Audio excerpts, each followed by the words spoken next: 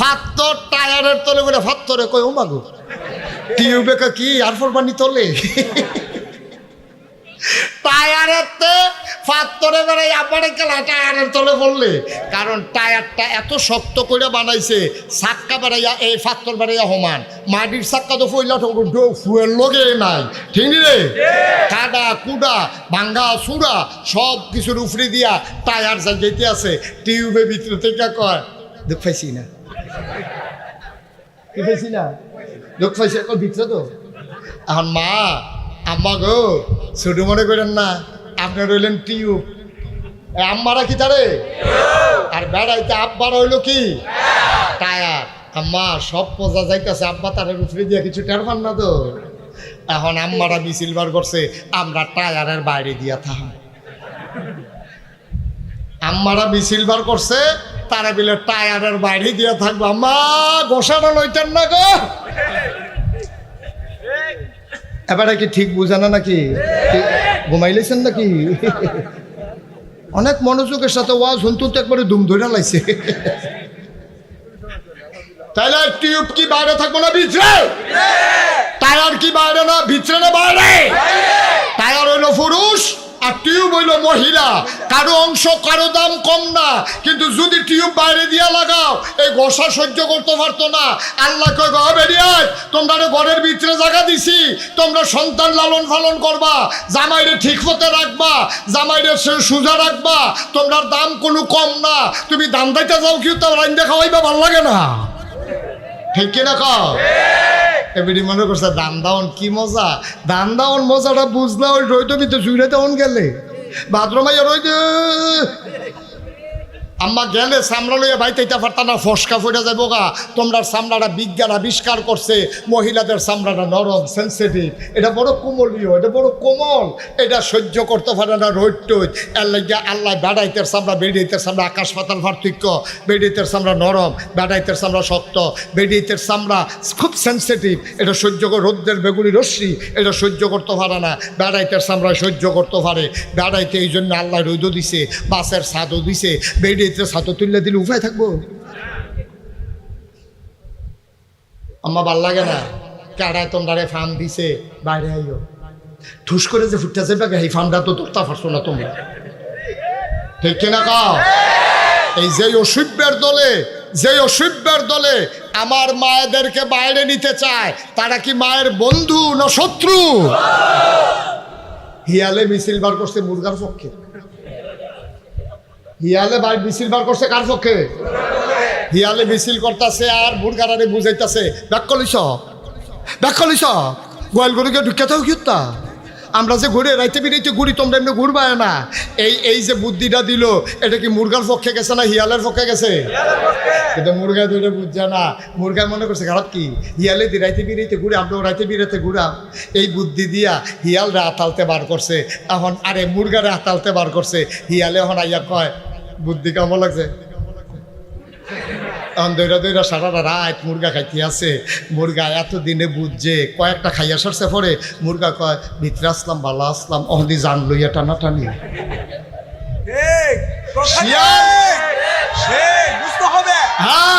শিয়াল যখন মুরগির পক্ষ লয় বসতে হবে কুসকুস কালা, ঠিক কিনা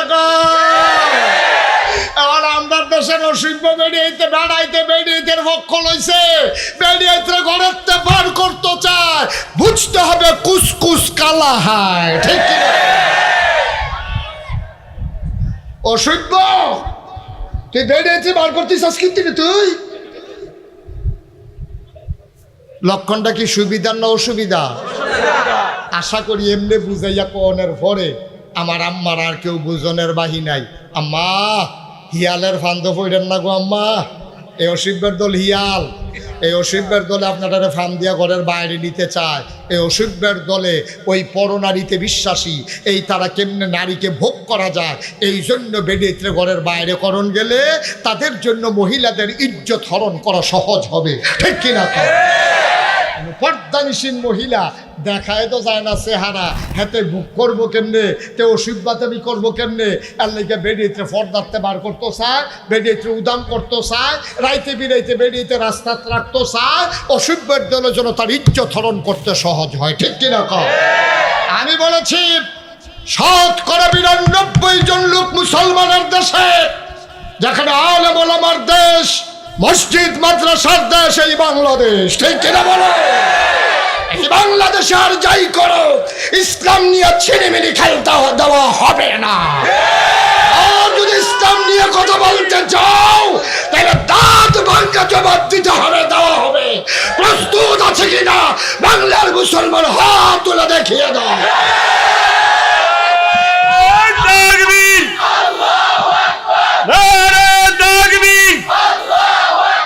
দুনিয়ার মুসলিম এক হও, লড়াই করো। বিশ্ব নবীর শত্রুরা, ইসলামের শত্রুরা, আল্লামা মুশতাক ফরিদী সাহেব, নারে তাকবীর। সবাই পড়ে না আমিন, জুড়ে পড়ে না আমিন। এটার নাম ইসলাম, এটার নাম ইসলাম। যখন মুসলমানের অপমান হয়, অনেক মুসলমানের কলিজায় আগুন ধরে যায়। ঠিক কিনা বলো? লেগেছে রে লেগেছে, রক্তে আগুন লেগেছে। সুতরাং মুসলমান নিয়ে সিনিমিনি খেলবা, সেই দিন শেষ। হিসাব মিলানোর পালা 50-50। ঠিক কিনা? এক সাইডটা হুজুর রে যেমনি মন্ডায় ধরে কইবা, যা মন্ডায় ধরে কইবা, বললা লাও, বললা লাও। সেই দিন আর আইতো না, এই আশায় আর দোহান বাই খাইয়া লাভ নাই। ঠিক কিনা কও? খুব সাবধান। আল্লাহ যেন আমাদেরকে ইমানি চেতনায় উদ্বুদ্ধ হয়ে নারীর অধিকার নারীরা বুঝে নে, আমরাও চাই, আমরাও চাই। ও এই যে বাংলাদেশে এত আলেম ওলামা, কার বউ অশান্তিতে আছে খুঁজা বার করো, খুঁজা বার করো। যারা ওই যে বেড়াগিরি দেহায়, কামাইয়া কুমাইয়া হমান, বৈধ ফৈধ পথে কামাই করে, সুদে মদে ঘুষে, তারাই মাইদ্রেত গিয়া মট খাইয়া, তারাই গিয়া বউ কন্যা, কোনো হুজুর বউ কন্যায় না। ঠিক কিনা? হেতারার কাছে ভালো লাগে তোমরা আম্মা? আমাকে হেতারারে ভাল লাগে? আর হুজুরে যে তোমারে মসজিদ বিজা বিলাত ফরাইয়া রমাল দিয়া ফেসাইয়া জিলাফি লইয়াইল, হুন্না লিবাসুল লাকুম ওয়া আনতুম লিবাসুন লাহুন্না। ও দুনিয়ার পুরুষ শুনো, এই মহিলাগুলা হইল তোমার গায়ের পোশাকের মতো। সুবহানাল্লাহ কয় না? তোমরা যে বেডিয়ে এরকম অত্যাচার করতে আসো, মাইয়াফান হইলে অত্যাচার করো, মারে যে তোমরা অত্যাচার করো, শুনো এটি কিন্তু যেমন তেমন মহিলা না। এই মহিলাগুলা, এই কন্যা সন্তান আর স্ত্রী বলো আর মা বলো, হুন্না লিবাসুল লাকুম ওয়া আনতুম লিবাসুন লাহুন্না। তুমি স্ত্রীকে অধিকার দিতে চাও না, মন চাইলে সংসার করো, মন চাইলে লাথি দিয়া বের করে দাও। এটাই মুসলমান করতে পারে না, একজন আরেকজনের গায়ের পোশাকের মতো। বলেন সুবহানাল্লাহ। ও এত জিনিস থাকতে আল্লাহ এই কথা কইল কেড়ে যে বেড়ায় বেরিয়ে তোলো তোমরা গায়ের পোশাকের মতো, গো তোমরা ওইলা এই বেড়াইতের পোশাকের মতো, আর তোমরা বেড়াই তোমরাও বেড়াইতের পোশাকের মতো। এই কথাটা কইল কেড়ে? এই কথা কেন বললো যে একজন আরেকজনের গায়ের পোশাকের মতো? মুহাদ্দিসিনে কেরাম, মুফাসসিরিনে কেরাম কয় 3 কারণে কইছি। কয় কারণে? 3 কারণে। কয় কারণে? 3 কারণে কইছে। গায়ের পোশাকের লগে তুলনা দিছে। 1 নম্বরে গায়ের পোশাক মানুষের লজ্জা ঢেকে রাখে। 2 নম্বরে গায়ের পোশাক মানুষের আরাম দেয়। 3 নম্বরে গায়ের পোশাক মানুষের ইজ্জত বাড়ায়। গায়ের পোশাক লজ্জা ঢেকে রাখে। সুতরাং নারী এবং পুরুষ একজন আরেকজনের লজ্জা ঢেকে রাখবে, কোনো গোপন কথা মানুষের কাছে বলবে না। সুবহানাল্লাহ বলবেন না? লজ্জাগুলা গোপন কথাগুলা ঢেকে রাখবে। আমার জামাইয়ে ঘুমাইলে যেমনে নাক ডাহে, তো এটা বাফের বেদ গিয়ে কইলে কি নাক ডাকা কমা যাবো নাকি? এটা বলা যাবে না। আমার জামাই এমনি না দেখতে শুনতে সুন্দর, খাচ্ছত খুব খারাপ, তো এইটা আপনি কইলেন যে এই জামাইটার মর্যাদা হোর বাই গেলে সকলে না কাটাকাটি করবো, সালাসালি করবো, দুলাভাইয়ের সামরা সুন্দর, বিতর্ক। আফাই করছে ঠিক নি রে? এই কথা বাদ গিয়া কোন যেত না। জামার দোষ গোপন রাহন লাগবো স্ত্রী, আবার স্ত্রীর দোষ এই জামার গোপন রাহন লাগবো। হুন্না লাবাসুল্লাকুম ও আনতুম লাবাসুল্লাহুন্না। পুরুষ মহিলা একজন হইল আরেকজনের গায়ের পোশাকের মতো। সুবহানাল্লাহ বলবেন না? কি সুন্দর উদাহরণটা দিছে দেখছেন নি আল্লাহ। এবার আল্লাহর নবী কয়, শোনো শোনো শোনো, আমার কাছে তিনটা জিনিস বড় বেশি প্রিয়। এক নাম্বারে হইল নামাজ। খেয়াল করেন, তিনটা জিনিস বেশি প্রিয়। এক নাম্বারে হইল নামাজ, দুই নাম্বারে হইল সুগন্ধ, তিন নাম্বারে হইল নারী। এই তিনটা জিনিস আমার কাছে বড় প্রিয়। এই কথাটা বলার পরে এখন যারা আধুনিক মানুষ, যারা সুশীল সমাজ, বাংলাদেশে যারা বুদ্ধিজীবী, গোটা পৃথিবীতে যারা ইসলামের দুশ্মন, তারা কয় ও নবী নাবিলে ভালো মানুষ। এবারে যে নিজে কয়, এবারে বেডিয়েতরে বেশি পছন্দ করে। এই ব্যাককলের দলে বুঝছে না, বেডিয়েত মানে হুদা বউ না, মাও মহিলা, শাশিও মহিলা, খালাও মহিলা, সন্তানও মহিলা, সবাই মহিলা। আমার নবী বুঝাইতে চেয়েছেন, যেই নারী জাতিকে তোমরা বেজ্জতি করো, আমি বড় মায়া করি, আমি ইজ্জত দিতে চাই, ঠিক কিনা? তোমরা নারীর ইজ্জত দিতে চাও না, তোমরা মারে বিয়া করে লাও, কন্যা সন্তান হইলে জব করে লাও, না হইলে মাটির তলে খাতাই দাও। বউয়ের মন চাইলে যতদিন সংসার করো, এরপরে লাঠি দিয়ে বার করে দাও, তালাক লাগে না, মুহরানার টেহা লাগে না। না না না না না, এটা করা যাবে না। আমি নবীজি মহিলাদেরকে বড় বেশি পছন্দ করি।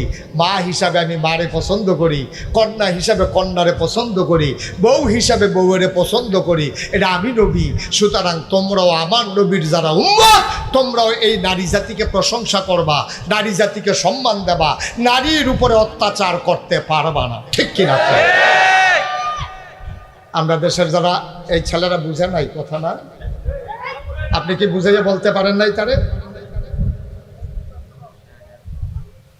তোমার কয়বার ডাক দেওয়া হয়েছে? আমিন কর, জুড়ে কর, আরো জুড়ে। এবার দেখেন, এই যে আল্লাহর খাস মেহেরবানি, আল্লাহ তাবারক ওয়া তাআলা কত মর্যাদা নারীদেরকে দিলেন, কত মর্যাদা নারীদেরকে দিলেন। আমরা বুঝি নাই নারীর মর্যাদা। একেবারে আজকে পুঙ্খানুপুঙ্খ রূপে আমরা একটা বুঝ নিয়ে বাড়িতে যাব। আপনার চাইতে নারীর সম্মান অনেক বেশি, অনেক বেশি। নবীজির কাছে একজন লোক আইছে, আইয়া কই, ইয়া রাসূলুল্লাহ, আমার এই সবচেয়ে বেশি দায়িত্ব কার প্রতি আমি পালন করব? নবীজি কয়, তোমার মা। কয়ার পরে কয় তোমার মা, কয়ার পরে কয় তোমার মা, কয়ার পরে কয় তোমার আব্বা। সুবহানাল্লাহ বলবেন না? মার কথা কইছো কয়বার? তিনবার। বাপের কথা কইছো কয়বার? একবার। 4 বারের বালা গিয়া দাদাগিরি যে দেখাও, ঘুমুর করে যে বিডিরে লইয়া পড়ো, রোল নম্বর 60। ঠিক। হাসান কথা। রোল নম্বর 1 কার, আর 2 কার, 3 কার, 60 দাদাগিরি দেখাও, 60 রোল নম্বর। শরম আছে নি? আবার বেড়াগিরি দেখায়, কথায় কথায় মানে ঘিচ্ছা লাগে ঘুমুর করিয়া। সব শব্দ আল্লাহ যেন হেফাজত করে, সবাই করা আবে। আচ্ছা, এখনো সিহন কথা আছে কইলে তা? এই যে আল্লাহ 3 বার কইলো মার কথা, কারণটা কিতা? রইদে ফুড়ে আব্বায়, দানের বাল লয় আব্বায়, বাসের সাদৌড়ে আব্বায়, গুসলিংডি দেয় আব্বায়, ফেনা ভাঙ্গে আব্বায়, গাই দোয়ায় আব্বায়। একবারও আব্বার কথা কয় না, 4 বা 3 বার কইলো মার কথা। কারণটা কি? কারণ আছে কইলে তা? 1 নম্বরে মায়ের কথা এই জন্য বলেছে, 10 মাস 10 দিন কোন সন্তানকে বাবা পেটে ধরে নাই, পেটে ধরছে আমার মায়, ঠিক কিনা ভাই? ও কলিজার টুকরা যুবকেরা, আমার ছোট্ট সোনামণিরা, মন দিয়ে শোনো রে ভাই।